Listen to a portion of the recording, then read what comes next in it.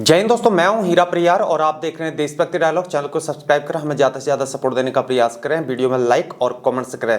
दोस्तों, financial year 2025 और 26 के लिए बजट सत्र जो है पार्लियामेंट के अंतर्गत 1 फरवरी 2025 से शुरू हो जाएगा। इसमें निर्मला सीतारमण जी फाइनेंस मिनिस्टर यहाँ पर बजट को पेश करेंगी फाइनेंशियल ईयर 2025 और 2026 के लिए।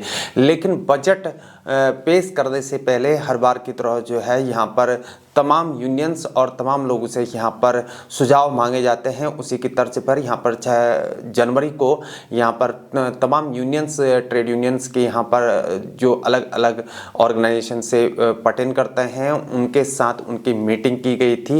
ये जो ऑर्गेनाइजेशन है, जो ये यूनियंस हैं, ये लाखों कर्मचारियों प्राइवेट ऑर्गेनाइजेशन से बिलोंग करते हों या सेंट्रल गवर्नमेंट सेक्टर से बिलोंग करते हों, तमाम कर्मचारियों का ये प्रतिनिधित्व करते हैं। उनसे यहाँ पर मीटिंग में जो है 2025 में जो बजट सत्र 1 फरवरी से पेश किया जाएगा उसमें उनकी मांगों को रखे जाने की बात की गई है। यानी कि उनके वो मुद्दे उन बजट के अंतर्गत यहाँ पर इंक्लूड करने की बात की गई है। हालांकि इसमें ओल्ड पेंशन स्कीम को बहाली करने की मांग की गई है और 8th पे कमीशन की बात भी की गई है। उनके हम पहले से बात कर चुके हैं। लेकिन सबसे इम्पोर्टेंट यहाँ पर है कि न्यूनतम सैलरी की बात हो रही है। EPFO के अंतर्गत जो है न्यूनतम सैलरी को लेकर यहाँ पर बात हो रही है।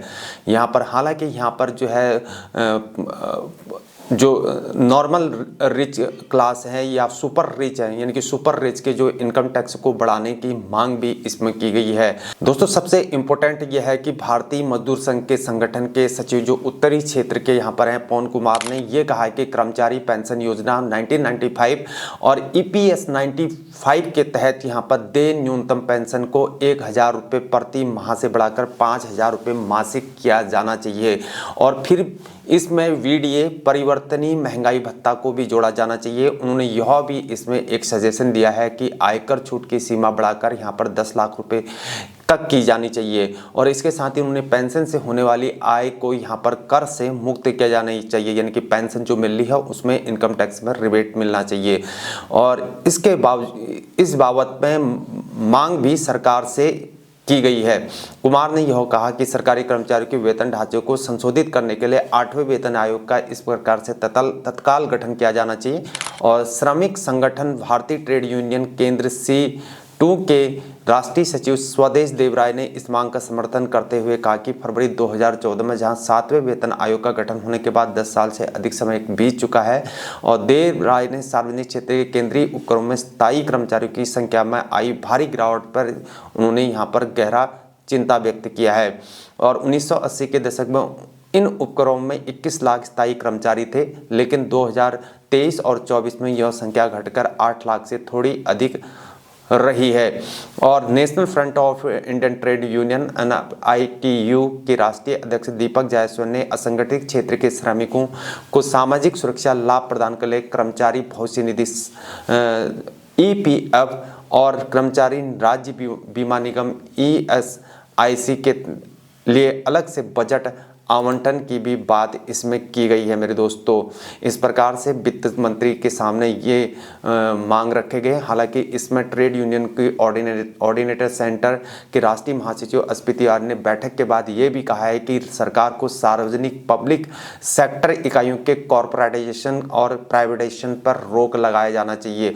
और साथ ही कहा कि असंगठित क्षेत्र के श्रमिकों के लिए सामाजिक सुरक्षा निधि को जुटाने के लिए सोशल सिक्योरिटी की बात हो रही है। बेहद अमीर लोगों पर यहाँ पर 2% टैक्स लगाया जाना चाहिए।